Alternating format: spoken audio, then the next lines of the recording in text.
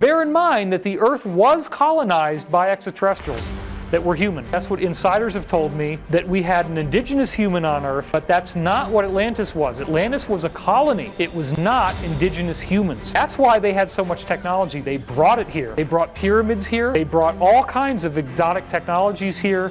And then after there was a big cataclysm, they realized they had to start simple, so they started to bring in agricultural animals such as sheep and cows and pigs. They started to bring in crops that could be grown, the silkworm to make silk, and they started simple. They went back to growing crops, doing it the old-fashioned way, because much of their technology was destroyed in this great flood that is the legend of Atlantis. So what we find out in the Law of One, and you can take this for what you want, but remember, Law of One has hundreds of scientific data points that cannot be disputed. So, when they brought through this information, it got distorted by the Egyptian priesthood, and they began to keep it secret, and this is the core of what led to the mystery schools and the Illuminati. Ra was responsible for creating the Illuminati, but only because a positive message was taken out of context, negative ETs came into the fray, and twisted it all around, and that's the version that's now 8,000 years old in these ancient scrolls that are now hidden in the Vatican library